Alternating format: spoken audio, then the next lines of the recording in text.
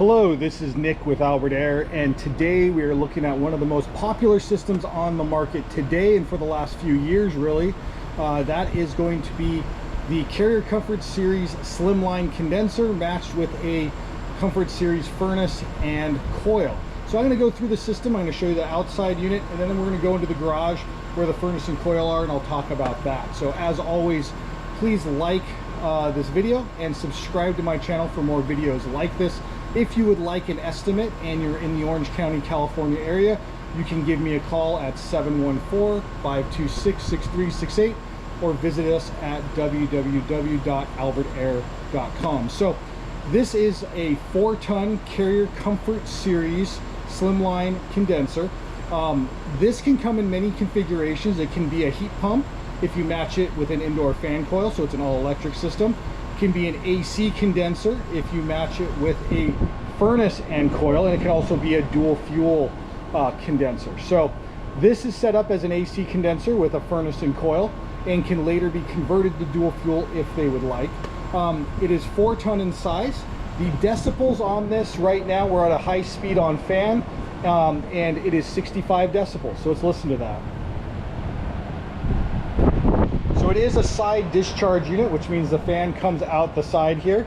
The dimensions of this unit are going to be 39 inches high, 39 inches width, and then the depth on the unit is 16.5. It is a single fan in the 4-ton, and it does need to be off the wall just a little bit in the back here. So on this one we did 6 inches, and in the front you do need 24 inches in front for the fan to blow out.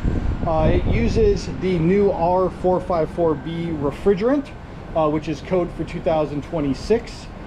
It does have a new disconnect that we did with 40 amp fuses and uses a 40 amp breaker. This unit is wired for 2-stage cooling operations, so we have a high speed and a medium speed, and that is decided by the ecobee thermostat and what the temperature is indoor and outdoor. It will shift throughout the day depending on the demand that you have. But this is a fantastic condenser. We highly recommend it. They made this to meet the demand of people that wanted something quieter. They also wanted something compact, and they wanted something high efficiency, and they wanted something that could be configured in a lot of different ways. So that meets all of those requirements for homeowners. And so let's take a look inside. But before we go, one other thing is this does have a soft start on it, meaning there is no initial jolt of electricity that just makes it come on and you have that loud sound. So it slowly ramps up and slowly ramps down because it does have a digital inverter compressor in it. So, okay, let's go inside the garage. We're going to take a quick look at the furnace and coil setup in here. Very common in Southern California. So this is the Carrier Comfort Series 4-ton furnace, which is 60,000 BTUs. It is the 5.8 SU0B060. On top of it, we have a 4-ton ADP upflow coil that has the R454B refrigerant in it.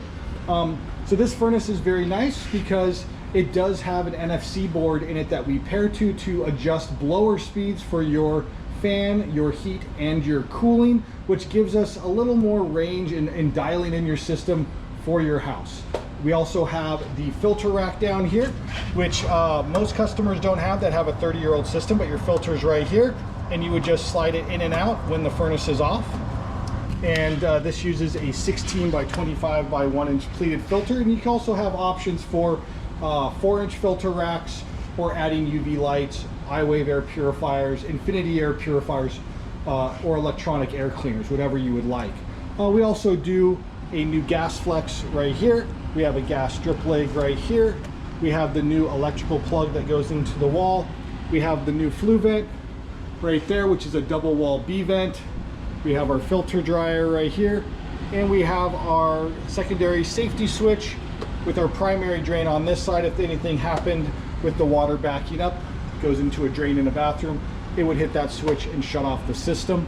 We also insulated the plenum above it. That's where all the ducts come off. So let me know if anyone has any questions or comments about this system. I'd be happy to answer those for you. Just leave a comment in the section below. I'm going to walk back outside and look at the condenser one more time for you. I appreciate everyone watching these videos. and thank you for watching.